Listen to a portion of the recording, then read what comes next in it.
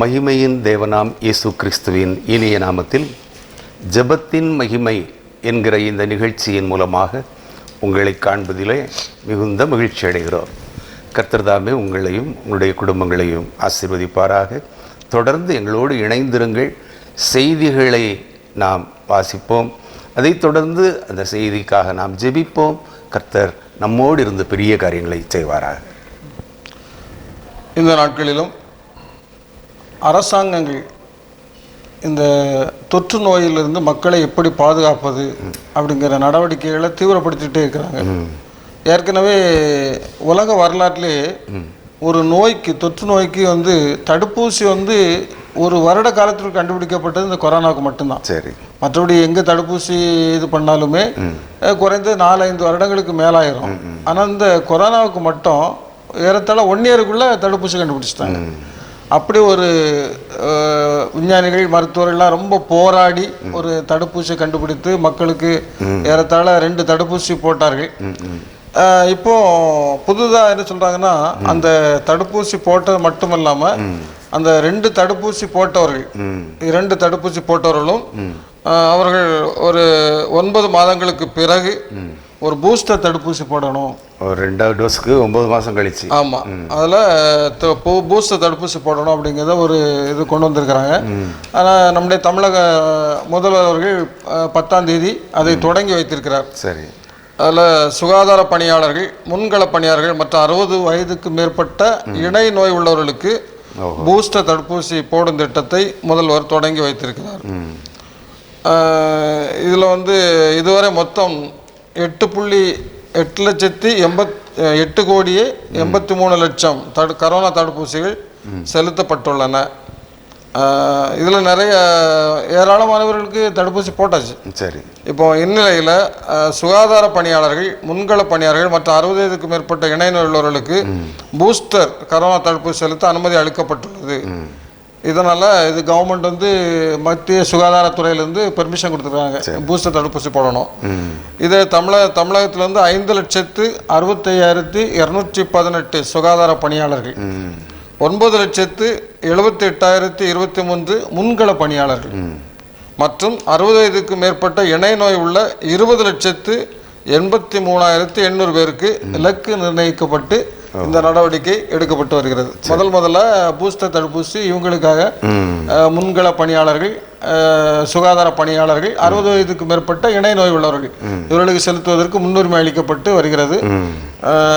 கடந்த 2 நாட்களுக்கு முன்பாக மாண்புமிகு முதல்வர் அவர்களும் இந்த பூஸ்டர் தடுப்பூசியை அவர் தனக்கு செலுத்தி அதை மக்களுக்காக அதை விழிப்புணர்வு ஏற்படுத்தியிருக்கிறார். அதுபோல் எல்லாருமே நம்ம இந்த 2 தடுப்பூசி போட்டு 9 மாதங்கள் முடிந்தவர்கள் இந்த பூஸ்டர் தடுப்பூசி போட்டு நம்முடைய இந்த நோயிலிருந்து, கொரோனா தொற்று நோய் மற்றும் தொடர்ந்து வந்துகிட்டே இருக்கலாம். ஒமைக்ரான் வந்தது, இப்போ டெல் ஒமைக்ரான் ஒரு புதுசாக ஒன்று வரதாக சொல்கிறாங்க. அதுக்கு பிறகு இன்னொரு நாட்டில், சைபீரியா நாட்டில் புதுசாக ஒரு வைரஸ், ஒமைக்ரானுக்கு அடுத்த ஒரு வைரஸ் வந்திருக்கிறதாக செய்தி வெளியாக இருக்கிறது. அதனால் இப்படி தொடர்ந்து வந்துகிட்டே இருக்கிற இந்த வைரஸ்களை நாம் நம்முடைய உடலுக்குள் செலுத்துவதற்கு அதை அனுமதிக்காதபடி இந்த தடுப்பூசிகள் உதவுகிறது.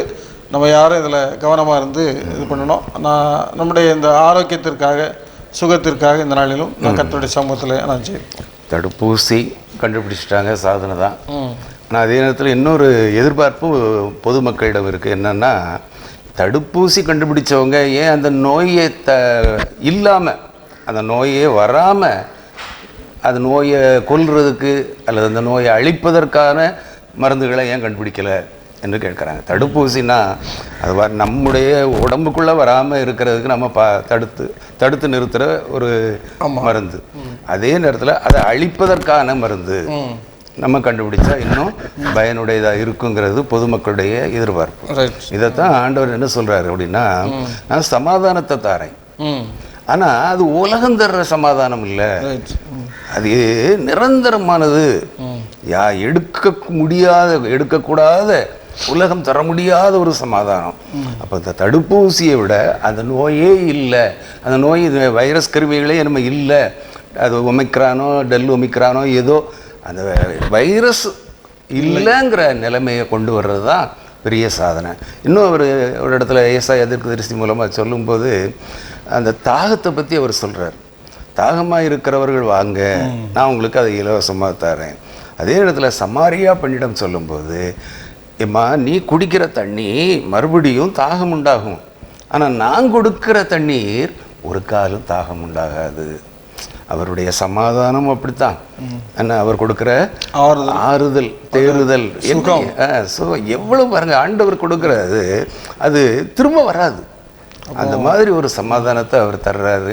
இந்த இப்போ இந்த தடுப்பூசி அவங்க கண்டுபிடித்தது பாராட்டுக்குரியதான். நீங்கள் இப்போ சொல்றது போல இப்போ ஒரு காய்ச்சல் வந்த உடனே நம்ம டாக்டர்கிட்ட போகிறோம். ஆமாம், உடனே ஒரு ஊசி போடுறாங்க, சுகமாயிருது. இந்த மருந்து இப்போ எனக்கு கொரோனா வந்துட்டு, எனக்கு டெல் ஒமைக்ரான் வந்துட்டு, என்ன அஃபெக்ட் ஆகிட்டுனா உடனே வாங்க அதுக்கு இந்த ஒரு ஊசி இருக்குது கொண்டா போட்டு உடனே போடுறேன் அப்படின்னு சொல்லி போட்டு இருந்தால் அந்த சுகமாயிடணும். அப்படி ஒரு எதிர்பார்ப்பு மக்களிடத்தில் இருக்கிறது. ஆனால் அதுக்கு என்ன விஞ்ஞானிகளும் மருத்துவர்களும் அதை ஆராய்ச்சி பண்ணி கொண்டு தான் இருக்கிறாங்க. அந்த முயற்சி வெற்றி பெறணும். அதுக்காக இந்த நாட்களில் நாம் ஜெபம் பண்ணணும். ஆண்டவர் நல்ல மருந்தை, இதற்கான மருந்தை இந்த தடுப்பூசி கண்டுபிடித்தது பாராட்டுதல். அதுபோல அதுக்கு ஒன்று மருந்தையும் அவர்கள் விரைவில் கண்டுபிடித்து கொடுத்தாருன்னா நல்லா இருக்கும். அதுக்காக இந்த நாளில் ஆண்டோடைய சமூகத்தில் ஜெபிக்கலாம். இன்னைக்கு பார்த்தீங்கன்னா பரவிக்கிட்டே தான் இருக்கு. என்னைக்கு முடியுங்கிற ஒரு நிலைமை இல்லையே. இப்போ சுனாமி வந்துச்சுது, அது சுனாமி அதோட முடிஞ்சு போச்சு. மலேரியா வந்தது முடிந்தது. என்ன இன்னைக்கு பெரியமை வந்தது முடிஞ்சு போச்சு. காலரா முடிந்தது. ஆமா, பிளேக் நோய் முடிந்தது. எல்லாமே ஒரு மலேரியா இந்த மாதிரி இதெல்லாம் நோய் எல்லாம் வந்தது, முடிஞ்சு போச்சு. இதை தடுப்பூசி போட்டு நம்ம தடுத்துக்கிட்டு இருக்கிறத விட அந்த நோயே இல்லாமல் ஒழிக்கிறது ஒரு சிறப்பான ஒரு காரியம். அதற்காக நம்ம இந்த நாளில் குறிப்பாக நம்ம ஜெபிப்போம். கர்த்தர் பெரிய காரியங்களை செய்வார். அன்பின் நல்ல ஆண்டவரே, இந்த நாட்களிலும் நாங்கள் கடைசி நாட்களிலே நாங்கள் வந்திருக்கிறோம் என்பதை ஆண்டவர் நீர் எங்களுக்கு உணர்த்துகிறீர் சுவாமி. இந்த வாசற்படியில் நின்று தட்டுகிறேன், நான் சீக்கிரமாய் வருகிறேன் என்று சொன்ன ஆண்டவருடைய வாக்குத்தத்தம் நிறைவேறுவதற்கு முகமாக ஆண்டவர் இந்த நாட்களிலும் உலகம் எங்கும் இந்த தொற்று நோய் பரவி வருவதை நாங்கள் பார்க்கிறோம். ஆண்டவரே, நீர் இப்படிப்பட்ட ஒரு இந்த நாட்களிலும் ஒரு விழிப்புணர்வை ஆண்டவரே எங்களுடைய மக்களுக்கு நீர் கொடுத்து வருகிற கிருபைகளுக்காக ஸ்தோத்திரம். என்னுடைய வாழ்க்கையிலே நாங்கள் கவனம் செலுத்த வேண்டும் என்பதையும், என்னுடைய வாழ்க்கையிலே நாங்கள் உண்மை நோக்கி வர வேண்டும் என்பதையும் உணர்த்துவதற்காக ஆண்டவரே இந்த நோய்களை ஆண்டவர் நீர் அனுமதித்திருக்கிறோம் என்று நாங்கள் ஒரு நினைக்கிறோம். இந்த நாட்களிலும் விசேஷமாக ஆண்டவர் இந்த கொரோனா தடுப்பூசி போட்டு அநேக மக்களுக்கு இந்த நோய்களிலிருந்து பாதுகாத்து வருகிற கிருபைகளுக்காக ஸ்தோத்திரம். ஆண்டவர் இந்த நாட்களிலும் இந்த வியாதிக்கென்று ஒரு தனியாக ஒரு மருந்தை கண்டுபிடிப்பதற்கு ஆண்டவரே முயற்சி எடுத்து கொண்டிருக்கிற மருத்துவர்கள், விஞ்ஞானிகளுடைய ஆண்டவரே அவருடைய பிரயாசங்களை கர்த்தர் ஆசீர்வதிக்க வேண்டும் என்று ஜெபிக்கிறோம். ஆண்டவரே, விரைவில் அதற்கென்று ஒரு தீர்வான ஒரு மருந்தை கண்டுபிடித்து ஆண்டவரே மக்களுக்கு செலுத்துவதற்கு ஆண்டவரே நீர் அவர்களுக்கு நல்ல ஞானத்தையும் ஆண்டவரே நல்ல ஆலோசனையும் பரத்திலிருந்து நீர் அவர்களுக்கு கொடுத்து ஆசீர்வதிக்க வேண்டும் என்று இந்த நாளின் பாரத்தோடு ஜெபிக்கிறோம். ஆண்டவரே, சுகாதார பணியாளர்களுக்காக, முன்கள பணியாளர்களுக்காக, 60 வயதுக்கு மேற்பட்ட இணை நோய் உள்ளவர்களுக்காக இந்த நாளிலும் தமிழ்நாடு அரசு எடுத்திருக்கிற சிறப்பான முயற்சிக்காக நாங்கள் நன்றி செலுத்துகிறோம். ஆண்டவரே, அவர்களுக்கென்று ஆண்டவர் தயாரிக்கப்பட்டுள்ள இந்த பூஸ்டர் தடுப்பூசியை அவர்கள் செலுத்துவதற்கு ஆண்டவரை நீதாமே அவர்களுக்கு எல்லா விதமான காரியங்களை அனுகூலமாக்கி கொடுக்கணும்னு ஜெபிக்கிறோம். ஆண்டவர் தடுப்பூசி நிறைய கிடைப்பதற்கும் ஆண்டவரே நீர் உதவி தாசை பெய்ய வேண்டும் ஜெபிக்கிறோம். ஆண்டவர் நாட்களிலும் ஆண்டவர் தமிழ்நாட்டில் உள்ள இந்திய தேசத்தில் உள்ள அனைத்து மக்களுக்காகவும் நாங்கள் ஜெபிக்கிறோம். ஆண்டவர் இப்படிப்பட்ட ஒரு கொடிய தொற்று நோய் ஆண்டவருடைய மக்களை மீண்டும் ஆண்டவரை தாக்கி விடாதபடி, மீண்டும் பொருளாதாரம் முடங்கி விடாதபடி, ஆண்டவரை மீண்டும் ஆண்டவரை திறந்த பள்ளிக்கூடங்கள் மூடக்கூடிய நிலை வந்து விடாதபடி ஆண்டவரை நீர் தடுத்து ஆட்கொள்ள வேண்டும் என்ற நாளில் இந்த பாரத்தோடு ஜெபிக்கிறோம். கர்த்தர் பெரிய காரியங்களை செய்வீராக. ஒருவராய் பெரிய அதிசயங்களை செய்கிற தேவனிடத்திலே நாங்கள் இந்த நாட்களில் எங்களுடைய விண்ணப்பத்தை நாங்கள் ஏறெடுத்திருக்கிறோம். கர்த்தருடைய ஆண்டவரே உம்முடைய பரத்திலிருந்து நாங்கள் எல்லா விதமான உதவிகளையும் ஒத்தாசைகளையும் நாங்கள் எதிர்பார்க்கிறோம். இயேசுவின் மூலம் ஜெபிக்கிறோம் நல்ல பிதாவே, ஆமென். ஆமென். இன்னொரு ஒரு பொதுநல கட்டுரை வந்திருக்கிறது. இன்னைக்கு இளைய சமுதாயம் அல்லது இந்த டீனேஜ் இந்த பருவத்தில் உள்ளவர்களுக்கு மிக முக்கியமான ஒரு விழிப்புணர்வில் இன்னைக்கு அவங்களாம் செயல்பட வேண்டிய ஒரு நாட்கள் இருக்கிறது. ஏன்னா பழைய காலங்களில் நிறைய வாய்ப்புகள் கம்மி, ஆனால் இப்போ நிறைய வாய்ப்புகள் இவர்களுக்கு தவறுவதற்கான வாய்ப்புகள், நல்ல வழியிலிருந்து கெட்ட வழிக்கு செல்வதற்கு உள்ள வாய்ப்புகள் எல்லாம் நிறைய இருக்கிறது. இது குறித்து ஒரு செய்தி என்ன வெளியிட்டிருக்கிறாருன்னா, ஒரு மருத்துவர் தான் எழுதியிருக்கிறார். போதையில் போதையின் பிடியில் சிக்கி தவிக்கின்ற சிறுவர்கள். சரி. முன்னால நீங்க பாத்தீங்கன்னா பெரிய ஆட்கள் தான் மது அருந்துவாங்க. இப்போ இளம் வயதுல டீனேஜ் ஹைஸ்கூல்ல படிக்கக்கூடிய பையங்க மாணவர்கள் எல்லாம் இந்த போதை பழக்கத்திற்கு அடிமையாக சொல்றாரு. அவர் என்ன சொல்றாருன்னா, கடந்த சில நாட்களுக்கு முன்னதாக ஒரு 12ஆம் வகுப்பு மாணவன் வகுப்பறையில மயங்கி விட்டான் அப்படின்னு சொல்லி அந்த மருத்துவத்தை கொண்டு வந்திருக்கிறாங்க. அவர் பரிசோதித்து பார்க்கும்போது அவரு மது அருந்திருக்கிறாங்கிறது அவருக்கு தெரியுது. சரி. அதே போல இன்னொரு மாணவி 10ஆம் வகுப்பு வரை படிப்பில் படு சுட்டியாக இருந்த மாணவி 12ஆம் வகுப்பு தேர்வுகளில் பின்தங்கி விட்டாள் என்ற புகாரோடு வந்தபோது அவளுக்கும் போதை பழக்கம் இருப்பது தெரிய வந்தது. நல்ல ஒரு படிக்கக்கூடிய மாணவி தான், ஆனா அந்த மாணவிக்கும் போதை பழக்கம், 10ஆம் வகுப்பு படிக்கக்கூடிய மாணவிக்கு போதை பழக்கம் இருந்ததாக தெரிய வந்தது. அப்ப இந்த 2 கள நிலவரங்களை வைத்து அவர் பார்க்கும்பொழுது அவர் என்ன சொல்றாருன்னா, இப்போ 18 வயதுக்கு மேற்பட்ட கீழே உள்ளவர்களுக்கு புகையிலை பொருட்களை விற்கக்கூடாது அப்படின்னு சட்டம் இருக்கிறது. ஆனா உயர்நிலை பள்ளியில் படிக்கக்கூடிய சிறுவர்கள் இந்த கஞ்சா பழக்கத்திற்கு, போதை பழக்கத்திற்கு எப்படி அடிமையாகிறார்கள் என்பது கேள்விக்குறியாக இருக்கிறது. அது இன்னைக்கு நிறைய மாணவர்கள், நல்ல படிக்கக்கூடிய மாணவர்கள், நல்ல அறிவில் சிறந்த மாணவர்களும் இந்த பழக்கத்திற்கு அடிமையாகி தன்னுடைய வாழ்க்கையை இன்னைக்கு சீர்படுத்தி கொண்டிருக்கிறாங்க. இதுல இப்போ தேசிய போதை பழக்க உளவியல் கழகம், அதாவது addiction psychiatry society of India, இது புதுடில்லியில் எய்ம்ஸ் மருத்துவமனையோடு இணைந்து டிசம்பர் 10, 11 தேதிகளில் போதை பழக்கம் 2021 என்ற ஒரு தேசிய மாநாட்டை நடத்தியிருக்கிறாங்க. அதுல என்ன சொல்றாங்கன்னா, கடந்த 20 ஆண்டுகளில் போதைக்கு அடிமையாகும் இந்திய சிறுவர்களுடைய எண்ணிக்கை 5 மடங்காக அதிகரித்துள்ளதாக புள்ளி விவரங்கள் தெரிவித்ததாக சொல்றாரு. நாட்டில் மதுவாலும் அது தொடர்பான பிரச்சனைகளாலும் ஆண்டுக்கு 30 லட்சம் பேர், நிமிடத்துக்கு 6 பேர் இறப்பை சந்திக்கின்றனர். இதனால நம்முடைய ஆண்டுக்கு 30 லட்சம் பேர் சாகுறாங்க, நிமிடத்துக்கு 6 பேர் இறப்பை சந்திக்கிறார்கள். தமிழ்நாட்டை பொறுத்தளவில் 2,20,00,000 பேர் மது பழக்கம் உள்ளவர்களாக இருக்கிறாங்க. ஒரு கணக்கு எடுத்திருக்கிறாங்க. இன்னும் நிறைய இருக்கலாம். இவர்களில் 75% பேர் ஆண்கள், 25% பேர் பெண்கள். அதில் சென்னை உள்ளிட்ட 3 மாவட்ட பள்ளி மாணவர்களிடம் நடத்தப்பட்ட மற்றொரு ஆய்வில் சென்னையில் அதில் 9% பேருக்கு போதை, மது, கஞ்சா, போதை, பாக்கு போன்றவற்றின் பழக்க இருப்பு தெரிய வந்துள்ளது.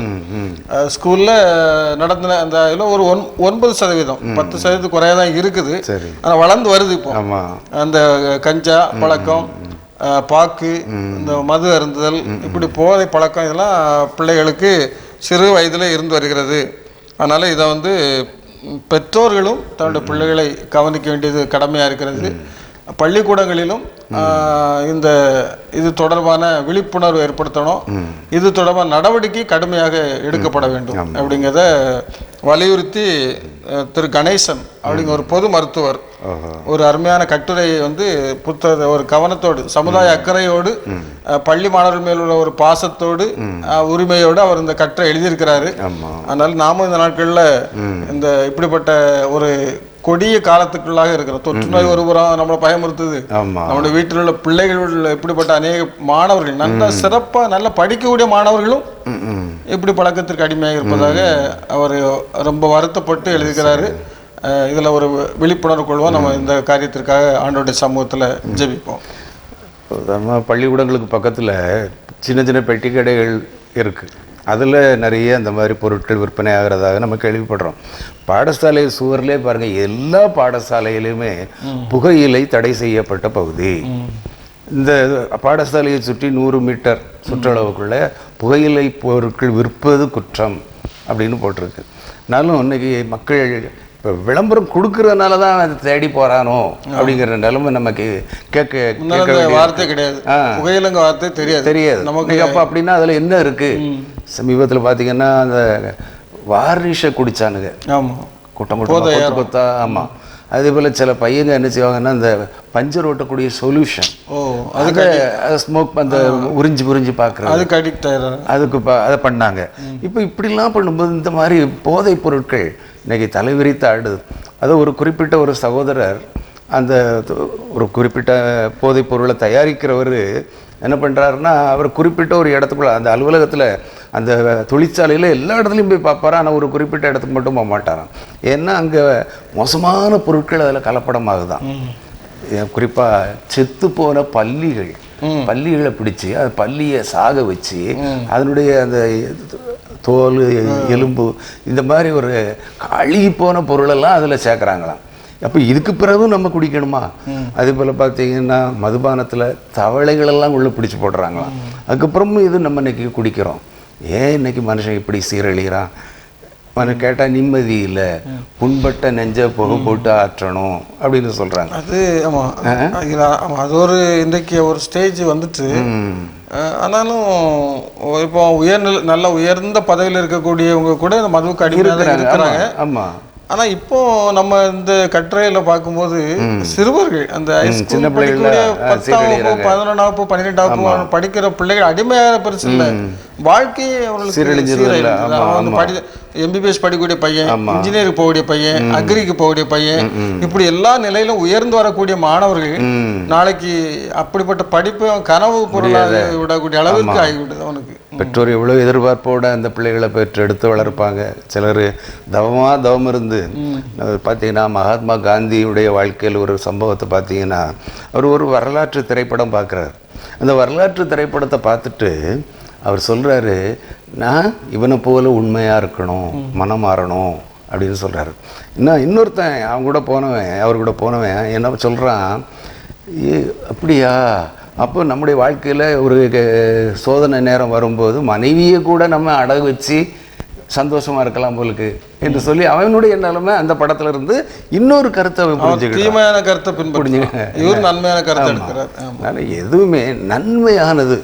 நம்முடைய சரீரம் ஆண்டவர் தந்த சரீரம், அந்த சரீரத்தை கெடுக்கிறதுக்கு நமக்கு அதிகாரம் கிடையாது. அது சின்ன பிள்ளைகளுக்கு தெரியாது.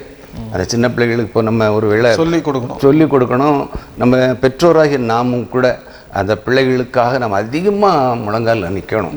என்ன ஒரு செயின்ட் அகஸ்டின் அப்படின்னு அவருக்கு ஏன் புனித அகஸ்டின் பட்டம் கிடைச்சதுன்னா, தாயினுடைய கண்ணீர் ஜபம்.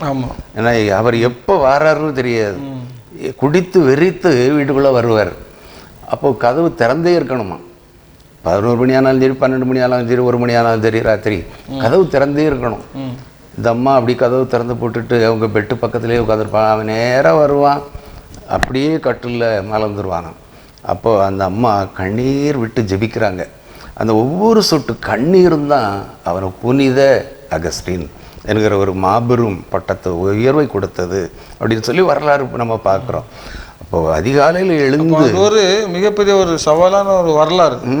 அது இத்தனை மதுவுக்கு அடிமையானவன் திருந்தி புனிதனாக வாழலாம் என்பதற்கு ஒரு அருமையான ஒரு வரலாறு தான் புனித அகஸ்டினுடைய வரலாறு. அதுபோல நம்முடைய பிள்ளைகளும் மனம் திரும்பி கண்டிப்பா ஆண்டவருக்கு பிரியமான பிள்ளைகளாக வளருவதற்கு இப்படிப்பட்ட சரித்திரங்கள் நமக்கு இருக்கிறது.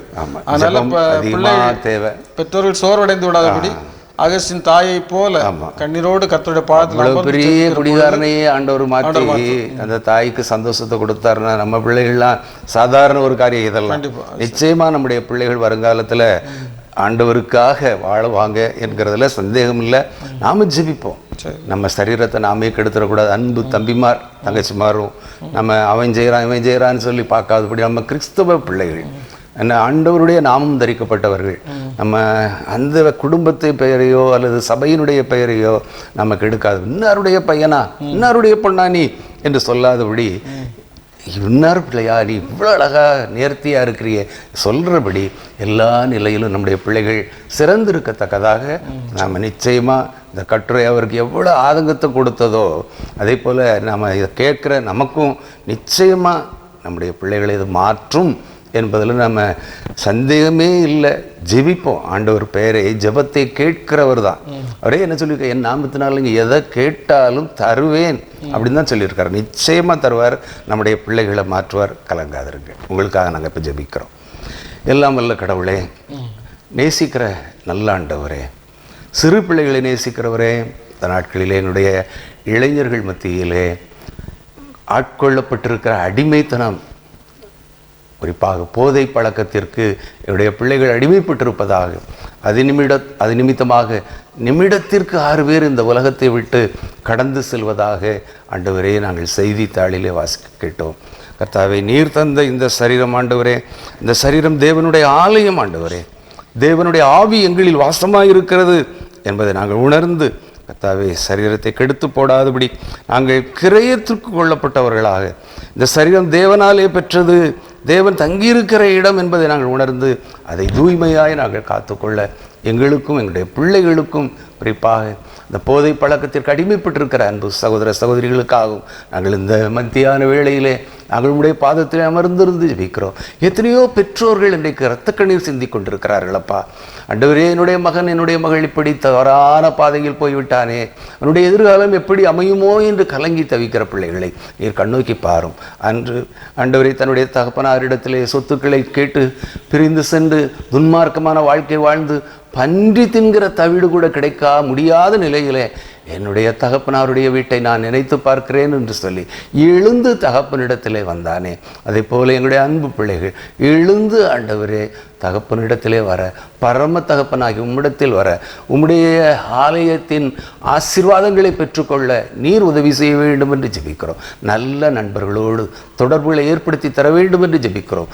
துன்மார்க்கருடைய ஆலோசனையில் நடவாதே, பாவிகளுடைய வழியில் இல்லாதே, பரியாசக்காரர் உட்காரும் இடத்தில் உட்காராதே, நீ இரவும் பகலும் தேவனுடைய வார்த்தையை வாசி தியானி என்று சொன்னீரே, அதன்போல் ஆண்டவரே எங்கள் பிள்ளைகள் வளர்ந்து பெருக ஒலிவ மர கன்றுகளைப் போல வளரத்தக்கதான கிருபையை தாரும், ஞானத்தை தாரும். கொடுத்திருக்கிற ஞானத்தை நல்ல வழியிலே பயன்படுத்த நீர் உதவி செய்யும். அதே போல பெற்றோர்களும் இந்த பிள்ளையை நடக்க வேண்டிய வழியிலே நடத்து என்று சொல்லி ஆண்டவரே ஆலோசனை தந்திருக்கிறீர். நாங்களும் எங்களுடைய பிள்ளைகளை நடக்க வேண்டிய வழியிலே நடத்த இன்னும் அதிகமாக நாங்கள் பிள்ளைகளுக்காக உடைய பாதத்திலே அமர்ந்திருந்து ஜெபிக்க, அது நிமித்தமாக அந்த பிள்ளையுடைய வாழ்க்கையில் ஒரு பெரிய மாற்றம் ஏற்படுவதை பார்த்து நாங்கள் உடைய நாமத்தை மகிமைப்படுத்த நீர் உதவி செய்யும். இந்த பழக்க வழக்கங்கள் ஒளியட்டும் ஆண்டவரை. குறிப்பாக இதை தயாரிக்கிறவருடைய குடும்பங்களுக்காக, அவர்களுக்காக நாங்கள் ஜெபிக்கிறோம். அவர்களும் ஆண்டவரை இந்த பழக்கம் எத்தனை பேரை அழிக்கிறது என்பதை உணர்ந்து அதை உற்பத்தி செய்யாதபடி, ஒருவேளை அதை விற்பனை செய்யாதபடி தங்களை தாங்களே காத்துக்கொள்ள உடைய பாதத்திலே ஜெபிக்கிறோம். பெரிய காரியங்களை நாங்கள் எதிர்பார்க்கிறோம். நிச்சயமாய் எங்களுடைய பிள்ளைகளை ஆசீர்வதிக்கவே ஆசீர்வதிப்பீர் என்று நாங்கள் ஜெபிக்கிறோம். இயேசுவின் நாமத்தில் தாழ்மையோடு கேட்டுக்கொள்கிறோம் நல்ல பிதாவே, ஆமேன். ஆண்டவர் இந்த உலகத்தில் மனிதனை படைத்தார், மனிதனை நேர்த்தியாக படைத்தார். அவனுக்கு தேவையான அனைத்து காரியங்களையும் இந்த உலகத்தில் வைத்திருக்கிறார். அருமையான காடுகள், மரங்கள், செடிகள், கொடிகள், பழங்கள், காய்கறிகள் எல்லாமே ஆண்டவர் கொடுத்தது தான். ஆனால் அதுபோல் ஆண்டவர் இந்த உலகத்தில் விலங்கினங்களையும் படைத்திருக்கிறார். நிறைய விலங்கினங்கள் நீங்கள் நம்ம பார்த்தோம்னா விலங்கினங்களோட நம்முடைய வாழ்க்கை தொடருது. ஒரு வீட்டில் எடுத்துக்கிட்டோம்னா ஒரு நாய் இருக்குது, காவல் புரிகிறது. ஒரு ஆடு மாடு இருக்கிறது, பால் கொடுக்கிறது. விவசாய பணிகளுக்கு மாடுகளை பயன்படுத்துகிறோம். இப்போ ஒரு குதிரை எடுத்துக்கிட்டோம்னா சவாரிக்கு பயன்படுகிறது, பயணத்துக்கு பயன்படுகிறது. ஒரு கழுதை எடுத்துக்கிட்டோம்னா அது ஒரு பாரம் சுமப்பதற்கென்று அது ஒரு பயன்படுத்துகிறோம். இப்படி இப்போ நம்முடைய வாழ்க்கையோடு இணைந்து தான் விலங்கினங்களும் பயணிக்கிறது. ஆண்டவர் அதற்குன்னு விலங்குகளை படைத்திருக்கிறார் மனிதர்களுக்கு உதவி செய்வதற்காக. பல நேரங்களில் இப்போ ஆகாரமாக மனிதர்கள் ஆடு மாடு இவைகளையும் உண்கிறோம், ஆகாரத்திற்கும் அதை பயன்படுத்துகிறோம். இப்படி பல வழிகளில் விலங்குகள் பயன்படுத்தப்பட்டு வருகிறது. ஆனால் இன்றைக்கு உலகத்தில் ஒரு உலகிலேயே முதல் முறையாக, வேர்ல்டுலேயே இதுவரை உலகத்தில் முதல் முறையாக ஒரு பெரிய ஒரு அற்புதமான ஒரு காரியம், பன்றியின் இதயத்தை மனிதனுக்கு பொருத்தி அமெரிக்க மருத்துவர்கள் சாதனை புரிந்திருக்கிறார்கள். உலகத்திலேயே முதல் முறையாக மரபணு மாற்றம் செய்யப்பட்ட பன்றியின் இருதயத்தை மனிதனுக்கு பொருத்தி வெற்றிகரமாக சாதனை படைத்துள்ளார்கள் அமெரிக்க மருத்துவர்கள். இதுல அமெரிக்காவின் மேரிலாந்து நகரை சேர்ந்த டேவிட் பெனட், 57 வயது, இதய நோயாளியான இவர் 6 வாரங்களுக்கு முன்பு மேரிலாந்து மருத்துவ பல்கலைக்கழகத்தில் அனுமதிக்கப்பட்டார். இவரது இதயம் மோசமாக பாதிக்கப்பட்டதை அடுத்து உயிருக்கு போராடி இருக்கிறாங்க. இதை எடுத்து அவருக்கு எல்லா அந்த சுவாசங்கள்லாம் கொடுத்துருக்குறாங்க. கடந்த சில நாட்களுக்கு முன்பதாக இந்த பன்றியின் இருதயத்தை அவர்களுக்கு பொருத்தி 8 மணி நேரம் அறுவை சிகிச்சை நடந்திருக்கிறது. அதில் பொருத்தி அங்கு சாதனை புரிந்திருக்கிறார்கள். இன்னைக்கு அவர் நல்ல உடல் நலத்தோடு இருப்பதாகவும் செய்தி வந்திருக்கிறது. அந்த மருத்துவர் பார்லே பிகரிவித் அவர் கூறும்போது, மிகவும் எச்சரிக்கையாக இந்த சிகிச்சை செய்தோம். அதே நேரம் உலகிலேயே முதல் முறையாக வெற்றி பெற்றுள்ள இந்த சிகிச்சை இதய நோயாளிகளுக்கு புதிய நம்பிக்கையை ஏற்படுத்தியிருக்கிறது அப்படின்னு சொல்றாரு. ஆண்டவர் இதய நோயாளிகளுக்கு மனிதனுடைய இதயத்தை பொறுத்த கூட வாய்ப்பு இல்லை, பன்றியின் இதயத்தை கூட நீ பிழைத்துக் கொள்ளலாம் அப்படிங்கிறதுக்காக கூட அப்போ ஆண்டவர் எவ்வளவு அற்புதமாக இந்தவர்களுக்கு ஞானத்தை கொடுத்துக்கிறார். கண்டுபிடிக்கணாத இந்த மனிதனுடைய இதயத்தை பன்றியின் இதயத்தை பொறுத்து இன்றைக்கு உலகத்திலே ஒரு மிகப்பெரிய சாதனை செய்திருக்கிறாங்க. இது உண்மையிலே பாராட்டக்கூடிய பாராட்டதுக்கு வார்த்தைகளே கிடையாது. அதை இதற்கு முன்பு பன்றியின் இதய வாழ்வு, தோல் உள்ளிட்ட சில உறுப்புகள் மற்றும் செல்கள் மனிதர்களுக்கு பொருத்தப்பட்டிருக்கிறது. ஆனாலும் பன்றியின் முழு இருதயமும் மனிதனுக்கு வெற்றிகரமாக பொருத்தப்பட்டு அதனால் நல்ல சுகத்தோடு இருக்கிறதாக செய்தி வந்திருக்கிறது. இது ஒரு உலக சாதனை மட்டுமல்ல, ஒரு அரிய சாதனை, மனிதர்களுக்கு ஒரு நம்பிக்கை ஏற்படுத்தக்கூடிய ஒரு சாதனை. இன்னைக்கு நோயோடு போராடி கொண்டிருந்தவர்களுக்கு தீர்வு எங்கெல்லாம் இருந்து கிடைக்கிறது பாருங்க. அதனால எந்த நோயாளியும் இதற்கென்று இதய நோயாளிகளுக்காக இன்னைக்கு நம்ம ஜெபம் பண்ணுவோம். நிறைய காற்று இதய நோயாளிகள் நாட்கள் இருக்கிறாங்க. ஆண்டவர் அவர்களை கைவிட மாட்டார் அப்படிங்கிற ஒரு செய்தியையும் இந்த நாட்களில் நம்ம அவர்களுக்கு சொல்லுவோம். புதிய நம்பிக்கையோடு புதிய மகிழ்ச்சியோடு தன்னுடைய வாழ்க்கையை தொடர்வதற்கு ஆண்டவர்களுக்கு எல்லா விதங்களிலும் உதவி செய்வார் அப்படிங்கிறதே நாம் அவர்கள் சொல்லுவோம். பார்த்தீங்கன்னா இப்போ இந்த நாட்களில் தானம், கண் தானம், தன்னுடைய கண்ணை இன்னொருத்தர் கொடுக்கறது. அவங்க உலகத்தை விட்டு போயிட்டாலும் அவங்க இன்னும் உலகத்தை பார்த்து கொண்டு இருக்கிறபடி 2 கண்களையும் 2 பேருக்கு கொடுக்குற சூழ்நிலையை பார்க்குறோம். அது இப்போ 4 பேருக்கு பொறுத்தது அன்னைக்கு ஒரு செய்தி கூட பார்த்தோம். ஒரு 2 தன்னுடைய கண்களை 4 நபர்களுக்கு. எப்படி இப்போ இந்த ஒரு கர்நாடகாவில் ஒரு நடிகர் இறந்து போனார், இளைய வயது புனித் ராஜ்குமார். அவருடைய கண்கள் 4 நபர்களுக்கு பொருத்தப்பட்டதாக செய்தி வந்தது. அப்போ கொடுக்குறாங்க. அதே போல் இரத்த தானம் செய்கிறாங்க. எல்லாம் உயிர் காக்கின்ற ஒரு உன்னதமான பணி. கோமா ஸ்டேஜில் இருக்கிறவங்க அப்படியே இருக்கிறாங்க, அவங்களுடைய உடல் உறுப்புகளை பிறருக்கு கொடுக்குறாங்க. ஒரு சமீபத்தில் ஒரு காமெடியாக சொல்லப்பட்ட ஒரு செய்தி என்னன்னா, 2 குரங்கு ஒன்றுக்கு ஒன்று பேசுதான். என்ன, தாய் குரங்கும் பிள்ளை குரங்கும். அந்த குழந்தை மகன் கேட்குறானா, ஏம்மா நமக்கு எப்போம்மா தடுப்பூசி போடுவாங்க அப்படின்னு கேட்குறான். அது இப்போதான்டா மனுஷங்களுக்கு போட்டு சோதிச்சு பார்த்துக்கிட்டு இருக்காங்க, அவங்களுக்கு சக்ஸஸ் ஆகிட்டுன்னா நமக்கு போடுவாங்க. முன்னால் என்ன செய்வான்னா, ஏதோ ஒரு தடுப்பூசியோ மருந்தோ கண்டுபிடிச்சா எலிகளுக்கு இப்படி விலங்கினங்களுக்கு போட்டு தான் இன்னைக்கு மனுஷன் இந்த மாதிரி விலங்கினமாக மாறி. அதுக்கே ஆண்டவர் விலங்கினம் படைச்சிருக்காரு. எலிகளுக்கும் சோதனை செய்யப்படுகிறது, குரங்குகளுக்கு சோதனை செய்யப்படுகிறது. பிள்ளைகளுக்கு அந்த மருத்துவக் கல்லூரி மாணவர்களுக்கு தவளைகளை பிடிச்சிட்டு வந்து அதை காட்டி அதை எப்படி உடல் உறுப்புகள் நமக்கு இருக்கோ அதே போல் அதுக்கு இருக்கு. அப்போ ஒரு பன்றியினுடைய இதயம் இன்னைக்கு மனுஷனுக்கு மேட்ச் ஆகுது. ஆனால் மனுஷனுடைய இதயம் யாருக்கும் மேட்ச் ஆகுது. என்ன, மனுஷனுடைய வாழ்க்கையில் எதை எடுத்தாலும் சரி ஒன்றுக்கும் உதவாது என்கிற நிலைமை தான் நமக்கு பார்க்குறோம். பிறருக்கும் பயன்படக்கூடிய இந்த உலகத்தில் பயன்படக்கூடிய வாழ்க்கையை நாம் வாழ்வோம். பன்றியின் இதயம் இன்னைக்கு பொருத்தப்பட்ட அந்த மருத்துவ சாதனை இன்னைக்கு எல்லா இடங்களிலும் பரவட்டும். இதய நோயாளிகளுக்காக, மருத்துவர்களுக்காக நாம் ஜெபிப்போம். அன்பின் நல்ல ஆண்டவரே, இந்த நாளிலும் உடைய சமூகத்தில் ஜெபிக்கிறோம். குறிப்பாக இந்த நாட்களில் ஆண்டவரே இதய நோயாளிகளுக்காக ஆண்டவரே உடைய சமூகத்தில் வருகிறோம். ஆண்டவரே, இந்த நாட்களிலும் உலகத்தில் அநேக இதய நோயாளிகள் இருப்பதை நாங்கள் அறிகிறோம். ஆண்டவரே, அவர்களுக்கெல்லாம் ஆண்டவர் நீர் அவர்களுக்கு நல்ல ஒரு நம்பிக்கை, விசுவாசத்தை இந்த நாட்களில் கொடுக்கிறதற்காக ஸ்தோத்திரம் ஆண்டவரே. குறிப்பாக இந்த நாளில் அமெரிக்க நாட்டிலே ஆண்டவர் உலகத்திலே முதல் முறையாக ஒரு பன்றியின் இருதயத்தை மனிதனுக்கு பொருத்தி அந்த இதய நோயாளியை காப்பாற்றி இருப்பதாக செய்தியை நாங்கள் அறிந்தோம் ஆண்டவரே. அதனால இந்த நாட்கள் நீர் மருத்துவர்களுக்கு கொடுத்து வருகிற நல்ல ஞானத்திற்காக உம்மை துதிக்கிறோம் ஆண்டவரே. இந்த இதய நோயாளிகளுக்கு ஒரு புதிய நம்பிக்கையோடு புதிய தன்னுடைய வாழ்க்கையில் ஒரு புதிய மகிழ்ச்சியை அவர்கள் பெற்றுக்கொள்ள ஆண்டவரே நீர் அவர்களுக்கு எல்லா விதமான காரியங்களை ஒழுங்குபடுத்தி கொடுக்கிறதற்காக ஸ்தோத்திரம் ஆண்டவரே. இந்த நாட்களில் மருத்துவமனைகளில் சிகிச்சை பெற்றுக் கொண்டிருக்கிற பிள்ளைகள் ஆண்டவரே, இன்னும் வீடு திரும்பி ஆண்டவரே தன்னுடைய ஓய்வு எடுத்துக் கொண்டிருக்கிற இதய நோயாளிகளுக்காக விசேஷமாக பாரத்தோடு ஜெபிக்கிறோம். கர்த்தருடைய அரவணைக்கும் கரம் ஆண்டவரே அவர்களோடு கூட இருக்க வேண்டும் என்று ஜெபிக்கிறோம். கர்த்தருடைய பாதுகாப்பின் கரம் பிள்ளைகளோடு தங்கி இருக்க வேண்டும் என்று ஜெபிக்கிறோம். நீர் அவர்களுக்கு நீடித்த ஆயுளை கொடுத்து ஆசீர்வதிக்க வேண்டும் என்று இதனால பாரத்தோடு ஜெபிக்கிறோம். மீட்பர் இயேசுவில் ஜெபிக்கிறோம் எங்கள் ஜீவனுள்ள நல்ல பிதாவே, ஆமென்.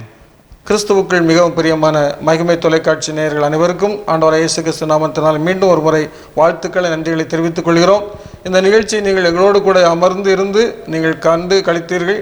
ஆண்டவரோடு எங்களோடு கூட ஜெபித்தீர்கள். கர்த்தர் உங்களையும் உங்கள் குடும்பங்களையும் ஆசீர்வதிப்பாராக. அடுத்த வாரம் இதே போல இதே நேரத்தில் நாம் மீண்டும் ஒருவரை சந்திக்கும் வரை கர்த்தருடைய மகிமையின் பிரசன்னம் உங்களுடைய குடும்பங்களில் தங்கியிருந்து வழி நடத்துவதாக. ஆமென்.